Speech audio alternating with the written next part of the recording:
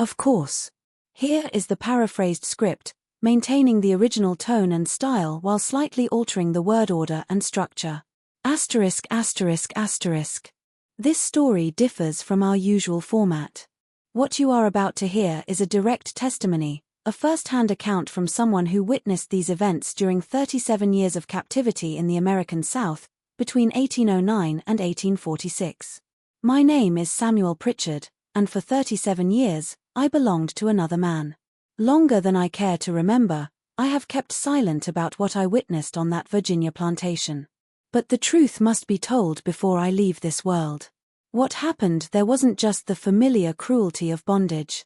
It was something that twisted the very nature of human suffering into shapes I still cannot fully comprehend. The official records state that Riverside Plantation operated from 1809 until it burned in 1846. What those records don't state is why 17 slaves disappeared from the property books in a single month, or why the Harrow family buried 3 generations in unmarked graves on the Eastern Ridge. I was there. I saw what they did, and I saw the price they paid. Before my testimony continues, you need to understand something. There are witnesses to history, and then there are those forced to participate in its darkest experiments. I was both. If you are listening to this account, I ask that you leave a comment telling me where you are from, north or south, city or country. This story belongs to all of us, whether we wish to claim it or not. And if you believe the past should be remembered, no matter how uncomfortable, subscribe to this channel. The dead deserve their testimony. What I am about to share began long before I understood what I was seeing. It began with a promise made between desperate men in a year when cotton prices fell and pride became more valuable than gold. I was born in 1809. The same year Thomas Hargrove purchased 200 acres of bottomland along the James River, 20 miles south of Richmond. My mother belonged to the previous owner, and when the property changed hands, so did we. 15 souls in total, though that number would grow and shrink in ways that still haunt my sleep. Riverside wasn't the largest plantation in Chesterfield County, but Thomas Hargrove possessed ambitions that exceeded his means. He was a tall man with narrow shoulders and eyes that never quite met yours when he spoke. His wife, Catherine, was the daughter of a Richmond merchant who had made his fortune in tobacco before the soil gave out.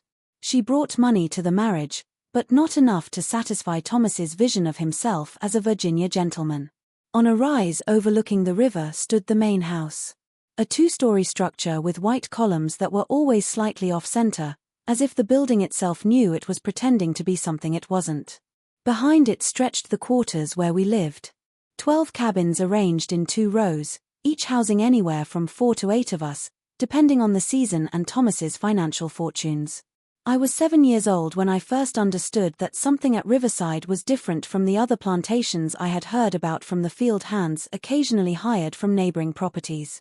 It wasn't the work. We all knew about work.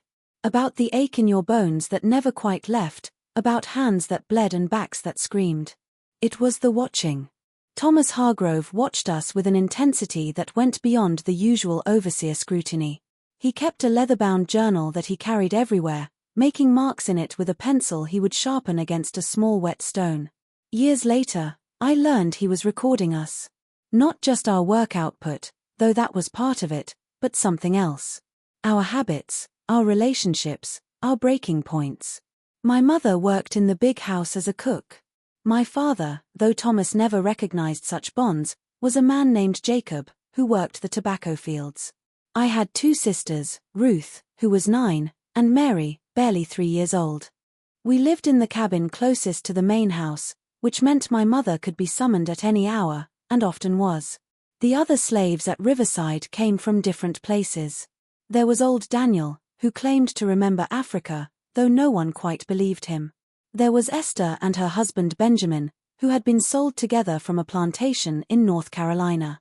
There were the field hands, Moses, Isaac, Elijah, and young Thomas, called Little Thomas to distinguish him from our owner. There was Sarah, who helped my mother in the kitchen, and her daughter Grace, who was close to Ruth's age. And there was Augustus. Augustus was a mystery even to us. He had arrived at Riverside 3 years before I was born, purchased at auction in Richmond for a sum that made the other plantation owners laugh at Thomas's foolishness. Augustus could read and write, a dangerous thing in a slave, as we all knew. He had been educated by his previous owner's children, taught alongside them until the family fell into debt and had to sell their property piece by piece. Augustus was the last to go. Thomas Hargrove bought him specifically for his learning. He made Augustus a house servant, had him manage the plantation's records, keep track of supplies, and even teach young Richard Harrove, Thomas's only son, his letters and numbers. The other slaves didn't quite know what to make of Augustus. He lived in a small room off the kitchen, ate better food than the rest of us, and wore clothes that had been tailored rather than roughly sewn. But he was still a slave. And that fundamental truth bound him to us in ways that transcended his privileges. The year I turned 7, 1816, was when the watching intensified. Thomas had made a poor investment in a cotton gin that never worked properly, and his creditors were circling. I didn't understand the economics then, but I understood the tension in the air, the way Catherine's voice grew sharper when she spoke to the house servants, the way Thomas's journal entries became longer and more frequent. It was also the year that Elijah disappeared. Elijah was a field hand, perhaps 20 years old, with a strong back and a quiet disposition that kept him out of trouble. He had been born on a plantation in South Carolina and sold north when his owner died. He rarely spoke about his past, but once I heard him tell Moses that he had a wife down south, sold away when she was pregnant with their first child. On a Tuesday morning in late September, Elijah wasn't at morning muster. This was unusual. The punishment for being late was severe enough that even the sick would drag themselves to the yard behind the main house where Thomas counted us each dawn. My mother told me later that Thomas's face had gone pale when Elijah didn't appear, and he had sent 2 of the field hands to check the man's cabin. Elijah was gone. His few possessions remained. A spare shirt, a carving of a bird he had been working on, the thin blanket we all slept under. But Elijah himself had vanished. Thomas ordered a search. We looked in the tobacco barns, the storage sheds, the smokehouse. We walked the boundaries of the property, checking the woods that bordered the southern edge. We searched for 2 full days while the tobacco that needed harvesting sat in the fields, and Thomas's face grew darker with each passing hour. They never found Elijah. Not then. What they did find 3 days after his disappearance was his shirt floating in the river about a mile downstream. It was torn, stained with something dark that might have been blood or might have been river mud. Thomas held it up during evening muster, his face unreadable. Elijah tried to run. He announced. The river took him. Let this be a lesson about the price of freedom attempted too rashly. But I was standing close enough to see Thomas's hands shaking as he held that shirt. I was close enough to see him glance toward the eastern ridge, where the ground rose toward the tree line and the old family cemetery sat behind its wrought iron fence. My mother wouldn't speak of it, but that night I heard her praying in a way I had never heard before, not asking for deliverance or mercy, but asking for protection from something she wouldn't name.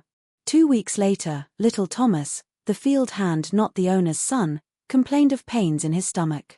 By evening, he was dead. The doctor Thomas Hargrove summoned from Richmond called it bowel inflammation and charged Thomas $5 for the visit. We buried little Thomas in the slave cemetery beyond the quarters, and Thomas made a notation in his journal, his pencil moving quickly across the page. That's when I first noticed the pattern, though I was too young to understand what I was seeing. Every time someone died or disappeared, Thomas would spend hours in his study, poring over his journals by lamplight. Augustus would be called in, and they would talk in low voices behind the closed door. If you're wondering what could drive a man to such careful documentation of human suffering, hit that like button and leave your thoughts in the comments. What I'm about to tell you next shows how a ledger of souls can become an instruction manual for something far darker than simple bondage. The years that followed Elijah's disappearance settled into a rhythm of watching and being watched. I grew from a child into a young man, and with that growth came a deeper understanding of the machinery of Riverside Plantation. By the time I was 14, I had been assigned to work alongside Augustus, learning to read and write despite the laws forbidding it. Thomas needed someone who could assist with his increasingly complex record-keeping, and my mother had bargained her own increased hours in the kitchen for my education. Those hours in Thomas's study, copying figures and letters under Augustus's patient instruction, gave me access to something most slaves never saw, the mind of their owner laid bare on paper. Thomas's journals weren't simply plantation records. They were experiments in human durability. He recorded how long a person could work in August heat before collapsing. He documented which family separations caused the most visible grief and which seemed to be endured with resignation. He noted which punishments produced immediate compliance and which bred long-term resentment. He tracked everything: birth rates, death rates, attempted escapes, and what he called optimal ratios of hope to despair. Augustus never spoke directly about what we were reading. But sometimes his hand would pause over a page, and I would see something flicker across his face. Not quite anger, not quite sorrow, but something that contained elements of both. He thinks we're mathematics, Augustus told me once, his voice barely a whisper. He thinks if he can just find the right equation, he can make us profitable and keep us from running. He doesn't understand that we're not numbers. We're testimonies waiting to be given. In 1823, when I was 14, Thomas Hargrove made a trip to Richmond and returned with a man named Dr. Silas Winthrop. Winthrop was thin and severe with wire-rimmed spectacles and a black medical bag that never left his side. He stayed at Riverside for 3 weeks, examining each slave with an attention that went far beyond checking for obvious illness. He measured our skulls with calipers. He tested our reflexes and our pain responses. He asked questions about our parentage, our health histories, our dreams and fears. And Thomas stood beside him the entire time, making notes. Always making notes. They're trying to prove something, Augustus told me one evening as we filed papers in the study. Thomas and Winthrop were at dinner and we had a rare moment of privacy. There's a debate happening in the medical societies whether we're fully human or some intermediate species. Winthrop is gathering evidence. I was young enough that the full implications hadn't settled into my bones yet. Evidence of what? That we don't feel pain the same way they do. That we're built for labor the way horses are built for pulling plows. That ownership isn't just legal, it's natural. Augustus showed me a letter in Thomas's desk, one Winthrop had written after his visit. In it, the doctor praised Thomas's meticulous documentation of Negro physiology and temperament, and encouraged him to continue his observations, particularly around what he called stress thresholds and recovery patterns. That letter was dated May 15, 1823. 3 months later, my sister Ruth disappeared. Ruth was 16 with my mother's quick smile and my father Jacob's steady hands. She worked in the fields during planting and harvest and helped in the big house during slower seasons. She sang while she worked hymns mostly, though sometimes she would make up her own words to melodies she had heard from the hired hands who came from other plantations. She vanished on a Sunday, our one partial day of rest. My mother had last seen her after the midday meal, walking toward the river with a basket to gather blackberries. When sunset came and Ruth hadn't returned, my mother's composure, the careful mask she had worn for 17 years of bondage, finally cracked. Thomas organized a search, but it felt perfunctory, as if he already knew it would yield nothing. They found Ruth's basket overturned on the riverbank, blackberries scattered across the mud. They found footprints leading toward the water and then nothing. The river, Thomas said again, using the same words he had used for Elijah 7 years earlier. It's treacherous this time of year. The current is stronger than it looks. But Ruth could swim. We had all learned in that river, knew its moods and its dangers, and I had seen her footprints in that mud. She had been standing still, not running toward the water. The prints around hers told a different story. Larger prints, boots, not bare feet, multiple sets converging on where she had been standing. My mother aged a decade in the week that followed. She stopped singing in the kitchen. She stopped speaking except when directly addressed. And at night, I would wake to hear her crying with a sound like something was being torn out of her chest. My father, Jacob, tried to investigate on his own. He asked questions of the other field hands, searched the property during whatever spare moments he could find. 2 weeks after Ruth disappeared, Jacob was sold to a plantation in Georgia. Thomas informed us at morning muster, his face impassive, that Jacob had been troublesome and needed to be removed for the stability of Riverside's workforce. I never saw my father again. This is what they don't write in the histories. How resistance was punished through erasure. How the act of asking questions could result in permanent separation from everyone you loved. But I'm writing it now in my own way, speaking it into whatever future might listen. Thomas's journals from that period became even more detailed. He recorded my mother's grief in clinical terms. Subject displays diminished work capacity following family disruption. Recovery timeline estimated 4 to 6 weeks. Note: emotional attachment to offspring creates operational vulnerability. Augustus let me read those entries. I think he wanted me to understand the full scope of what we were living within. Not just slavery, but slavery observed and documented as if we were specimens in some grand natural history of human suffering. They're building a science of us. Augustus said. Every observation, every measurement, every notation about how we respond to loss, they're creating a manual for how to own human beings more efficiently. The year I turned 17, Catherine Harrove fell ill. The Richmond doctors couldn't diagnose her ailment. She simply grew weaker, unable to keep food down, her skin taking on a yellowish cast. Thomas spent a fortune on treatments, patent medicines, special diets, even bringing in a physician from Baltimore who specialized in women's disorders. Nothing helped. She died in the spring of 1826 on a morning when apple blossoms were falling like snow across the property. Thomas shut himself in his study for 3 days. When he emerged, he looked like a man who had made a terrible calculation and decided to proceed with it anyway. Young Richard, who was then 18, took over some of his father's duties. He was a softer version of Thomas, not kind exactly, but less obsessed with documentation, more interested in the mechanical aspects of plantation management. He treated us as property to be maintained rather than mysteries to be solved.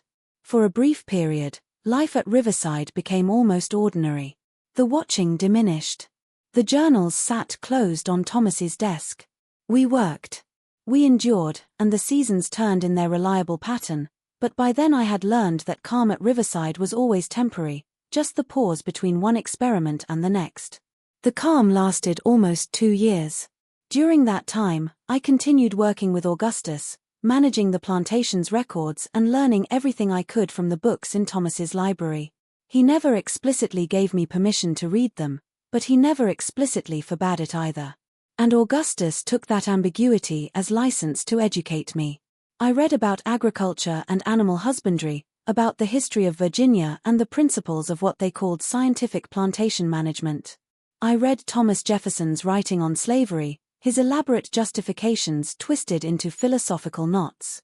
I read treatises on human varieties and racial characteristics, all written by men who had never spent a day in bondage but felt qualified to explain our nature to the world. And I read Thomas's journals, every volume I could access.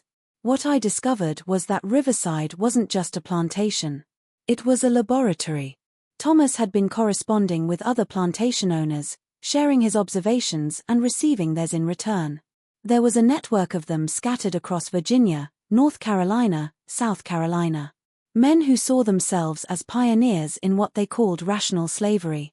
They believed that by applying scientific principles to human ownership, they could solve the economic inefficiencies that plagued the institution. The letters were full of questions. What ratio of punishment to reward produced optimal work output? How much food was truly necessary to maintain health versus how much was wasted on comfort? What family structures, if any, should be preserved or encouraged? How could the inherent human desire for freedom be systematically crushed or redirected? They discussed these questions the way naturalists discuss bird migrations or crop rotations, with clinical detachment, as if the subjects under examination weren't human beings who felt pain and love and hope. One letter in particular from a planter named Harrison in South Carolina described what he called strategic disappearances. He had discovered that the occasional unexplained absence from the slave population created a useful level of fear, not panic, which was counterproductive, but a steady background anxiety that discouraged organized resistance or escape attempts. Let them wonder, Harrison wrote. Let them create their own explanations. The uncertainty is more effective than any punishment. Thomas had underlined that passage 3 times. In 1828, when I was 19, Augustus called me into the study late one evening. Thomas and Richard were in Richmond settling some business with Thomas's creditors. We had the house to ourselves. You need to know where she is, Augustus said without preamble. I knew immediately he meant Ruth. Tell me. Augustus took a key from his pocket, a key I had never seen before, and led me from the main house toward the eastern ridge. We walked in darkness, the moon hidden behind clouds, until we reached the family cemetery, where generations of Hargroves lay behind that wrought iron fence. But we didn't stop at the fence. Augustus led me past it into the woods beyond to a small clearing I had never noticed before. In the center of the clearing was a depression in the ground, roughly 6 feet long and 3 feet wide, marked at one end by a plain river stone. There are 14 of them, Augustus said quietly.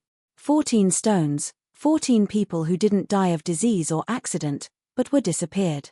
When Thomas needed to demonstrate the cost of resistance or independence, or simply existing in a way that threatened his experiments, I felt my legs weaken. Ruth, the 6th stone from the north. She had been asking questions about the journals, talking to some of the other field hands about what they recorded. Thomas couldn't risk her sharing what she knew. You've known this whole time. My voice came out strangled. Why didn't you tell someone? Augustus turned to me, and in the darkness, I could barely make out his expression. Tell who? The county sheriff who dines at Thomas's table. The Richmond authorities who depend on plantation owners for their tax base. The other slaves who have no legal standing to testify against a white man. I've been documenting it, Samuel. Everything. Every disappearance, every death, every experiment. I'm creating a counterledger to his journals. Testimony for some future court that might actually listen. He pulled a wrapped bundle from inside his coat, papers covered in his careful handwriting. But I needed someone younger to carry this forward. I'm 48 years old, Samuel. I've already lived longer than most of us do. You're going to outlive this place. And when you do, you're going to tell this story. Ooh. Just when I thought I understood the full scope of the horror at Riverside, Augustus's revelations opened a new depth of darkness. If this testimony is affecting you, share it with someone who needs to understand what history contains. Hit that like button if you believe these stories deserve to be told, and subscribe to make sure you hear how this account concludes. Now, let me tell you what happened when Thomas returned from Richmond and discovered that Augustus had shown me the clearing. Thomas knew. I never discovered how, whether he had set some trap we had sprung, or whether one of the house servants had seen us and reported back. But 3 days after Augustus showed me the graves, Thomas called us both into his study. He sat behind his desk, Richard standing beside him, and between them on the polished wood surface lay Augustus's hidden papers, the counter-ledger, every careful notation, every documented death, every piece of evidence against Thomas Hargrove's experiments in human suffering. Augustus, Thomas said, his voice perfectly calm. You've been keeping unauthorized records. Augustus stood perfectly still beside me. Yes, sir. Do you understand that literacy in a slave is illegal in Virginia? That maintaining such records constitutes incitement to rebellion? Yes, sir. Thomas picked up one of the pages, studied it with apparent interest. Remarkably detailed work. You've documented every death on this property for the past 20 years. You've included the circumstances, your observations about cause, even speculation about intent. He set the page down carefully. You've essentially written a criminal indictment of me. I've written the truth, sir. The silence that followed seemed to stretch for hours. I stood frozen, waiting for violence, for rage, for whatever punishment Thomas deemed appropriate for such profound betrayal. Instead, Thomas smiled. The truth, he repeated. Yes, I suppose you have. And do you know what's remarkable, Augustus? It changes nothing. You could publish these papers in the Richmond Inquirer tomorrow and it would change nothing. You could testify before a judge, a jury, the governor himself, and your words would carry no legal weight whatsoever. You are property documenting the actions of your owner. Your testimony is inadmissible. Your truth is voiceless. He gathered the papers together, tapped them into a neat stack, and then fed them one by one into the fireplace. We watched as 20 years of careful documentation burned to ash. However, Thomas continued, The fact that you attempted this does create a problem. Not a legal problem, a practical one. You've demonstrated that you think of yourself as more than you are. That you imagine yourself as some kind of witness rather than what you actually are, my property, serving my purposes. He turned to me. Samuel, you've been learning from Augustus. Have you been helping him with this project? Every instinct screamed at me to lie, to claim ignorance, but I had watched Augustus stand firm in his truth, and something in me refused to betray that courage. No, sir, I said, but I knew about it. Thomas nodded slowly. Honesty. That's interesting. He made a note in his journal even now, always documenting. You're 20 years old, Samuel. You have potential value. You read and write better than Richard here.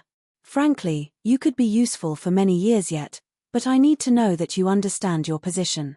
He stood up, walked to where Augustus and I were standing. Your sister understood something important at the end. She understood that resistance has consequences.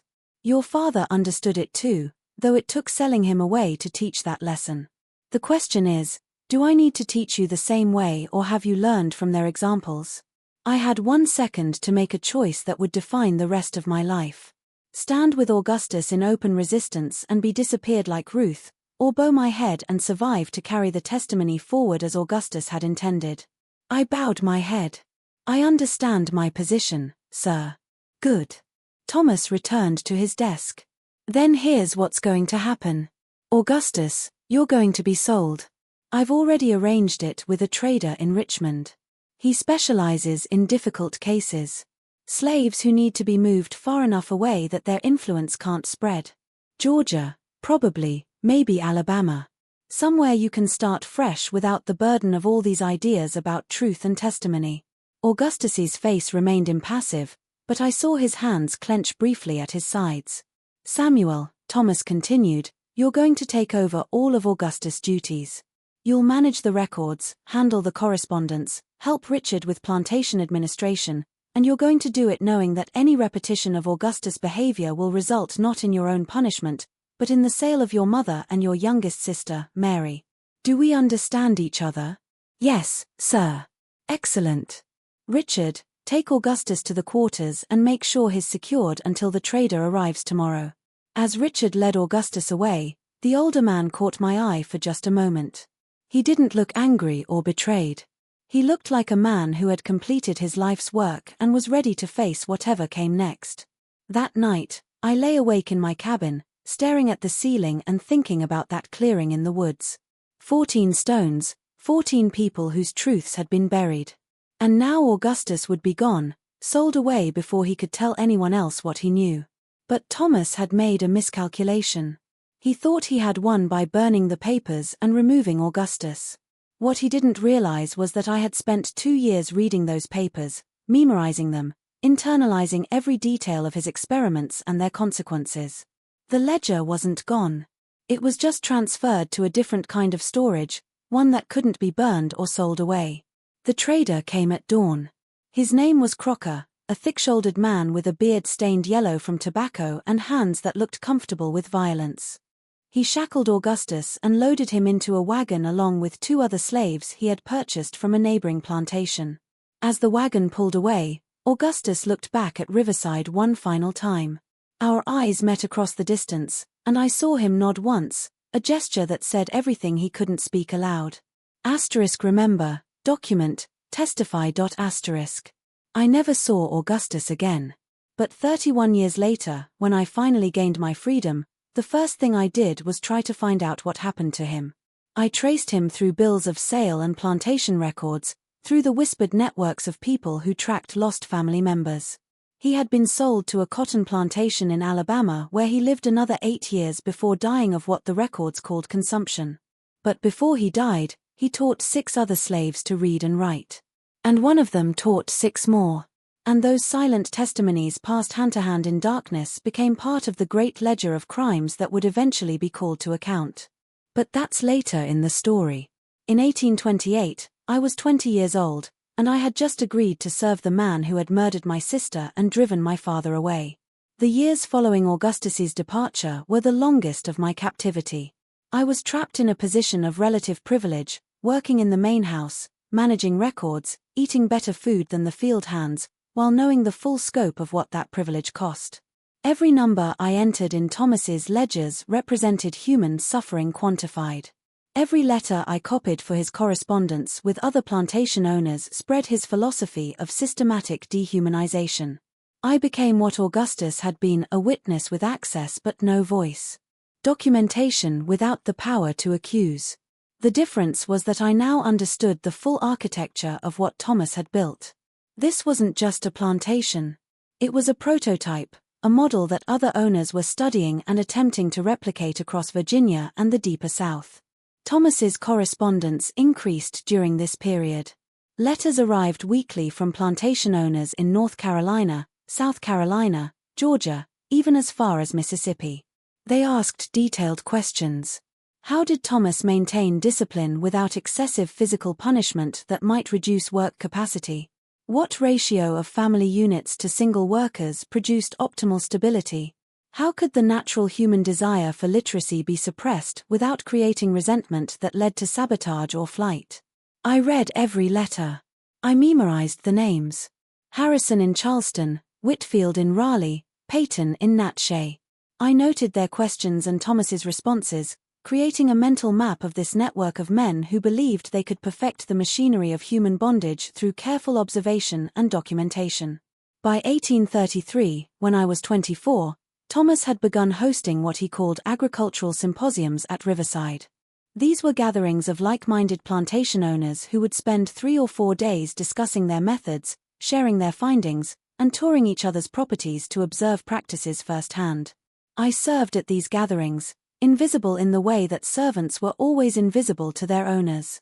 I poured whiskey and cleared plates, while men discussed us as if we were cattle or horses, subjects for breeding programs, labor optimization studies, and what they euphemistically called motivation research. During one such gathering in the spring of 1834, a planter named Matthias Cutler from South Carolina presented what he called his graduated pressure system. He had developed a methodology where small infractions received mild punishment, medium infractions received moderate punishment, and major infractions, defined as anything that threatened the owner's authority or property, received what he termed erasure responses. The key, Cutler explained to the assembled owners, is that erasure must appear natural. A slave who simply vanishes creates dangerous speculation. But a slave who attempts escape and drowns in a river, or who falls ill and dies suddenly, or who is sold away for behavioral issues. These create cautionary narratives that the other slaves will internalize and pass among themselves. Thomas nodded vigorously, making notes. This was his philosophy articulated by someone else, validated by their independent arrival at the same conclusions. The documentation is crucial, Cutler continued. Every erasure must be recorded with sufficient detail that you can reference it later, but vague enough that casual inspection reveals nothing incriminating. Dates, circumstances, witnesses, but always with plausible alternative explanations. I stood against the wall holding a pitcher of water, my face carefully blank, and thought about Ruth's basket overturned by the river, about Elijah's torn shirt found downstream, about all the accidents and natural deaths that Thomas had recorded in his journals with exactly the kind of calculated ambiguity Cutler was describing. After dinner that evening, as I was clearing the study, I overheard Thomas and Cutler talking in lower voices. The real challenge, Cutler said, is maintaining the erasure sites. Family members will search, field hands will speculate. You need a location that's accessible to you, but psychologically off limits to them. I use the old cemetery, Thomas replied. Beyond the family plots, in the woods. The slaves won't go there. Too many superstitions about disturbing the dead, especially white dead, and it's far enough from the quarters that nighttime activity goes unnoticed. Cutler laughed. Elegant. I use a ravine on the southern boundary of my property. Steep sides, heavy vegetation.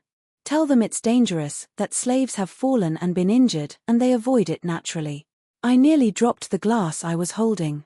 These men were comparing notes on where to hide bodies the way other men might compare notes on where to store farm equipment. That night, I couldn't sleep. I kept thinking about those 14 stones in the clearing, about how Thomas had systematized even murder, turned it into a methodology that could be taught and shared, and I thought about all the other plantations, all the other clearings and ravines and hidden places where testimony was being buried.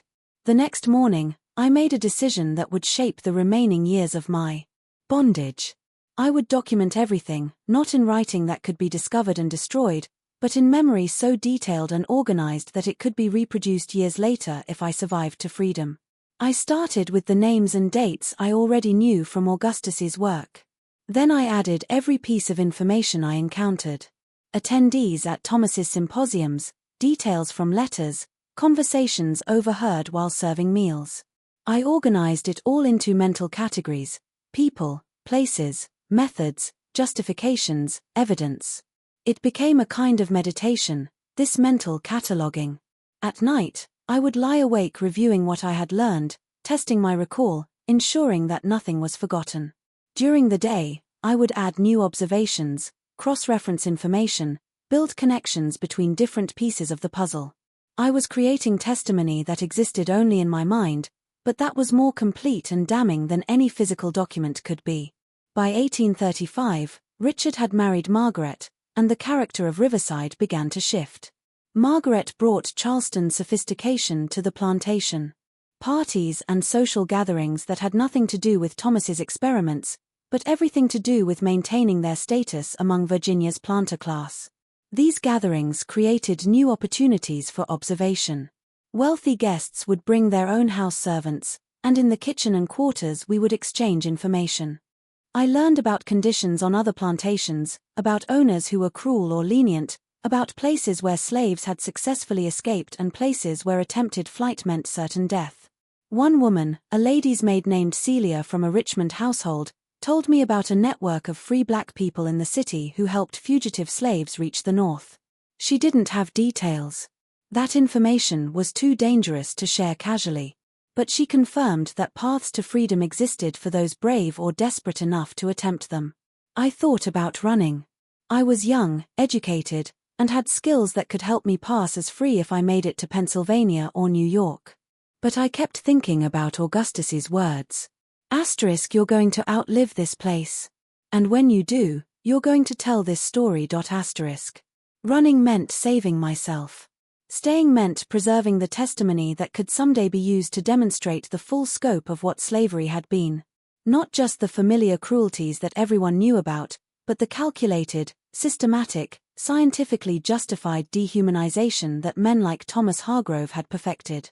So I stayed, and I watched, and I remembered. In the summer of 1837, something happened that crystallized everything I had been observing into sharp, terrible focus. A new field hand arrived at Riverside, purchased at auction in Richmond. His name was Isaiah, and he was perhaps 19 years old, strong and healthy, exactly the kind of worker Thomas preferred. But Isaiah had one characteristic that immediately caught Thomas's attention. He could read. His previous owner had been an elderly widow who had allowed her house servants to become literate, ignoring Virginia's laws against slave education. When she died and her estate was liquidated, Isaiah was sold with this dangerous skill noted in the auction catalogue. Thomas bought him specifically because of this literacy, seeing an opportunity for what he called a degradation study. He wanted to document how quickly an educated slave could be reduced to the mental state of an uneducated one through systematic deprivation and humiliation. I was ordered to teach Isaiah his duties in the tobacco fields. And during those first few days, we had brief opportunities to talk. He's going to try to break you, I warned Isaiah. Not through physical punishment. That's too crude for him. He's going to try to make you forget that you can read. Forget that you're anything more than what he says you are.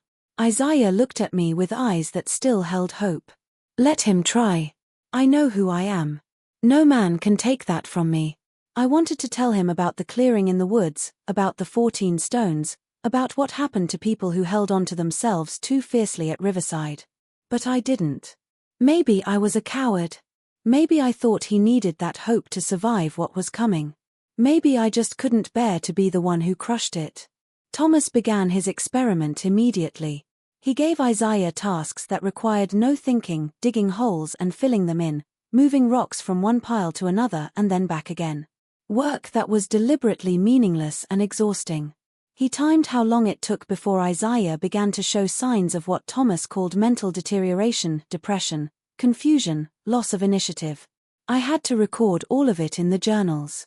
Isaiah's responses, his attempts to maintain dignity, the slow erosion of his spirit under the weight of calculated absurdity. Thomas observed him like a naturalist observing an animal in captivity, noting every change in behavior or expression. After 3 months, Isaiah tried to escape. He made it almost 15 miles before the dogs found him. They brought him back torn and bleeding, and Thomas had him whipped. Not excessively, just enough to serve as an example to the other field hands. But the real punishment came afterward. Thomas informed Isaiah that he was being moved to the main house as a servant, ostensibly a reward for surviving his punishment. But I knew what Thomas was really doing. He was placing Isaiah where he could be observed more closely, where his continued existence would serve as a living demonstration of what happened to slaves who tried to escape their assigned roles. Isaiah became a ghost in his own skin. He performed his duties with mechanical precision, speaking only when spoken to, his eyes fixed on nothing. The young man who had insisted that no one could take away his sense of self had been systematically dismantled and rebuilt as exactly what Thomas wanted, an obedient, thoughtless piece of property. One evening, as I was filing papers in the study, Thomas looked up from his journal and spoke to me directly. "Do you understand what you're seeing with Isaiah, Samuel?" I kept my voice neutral. "No, sir. I'm documenting the transformation of consciousness under controlled conditions. Isaiah arrived here with an inflated sense of his own capabilities. Literacy gave him the illusion of equality. I've stripped away that illusion and returned him to his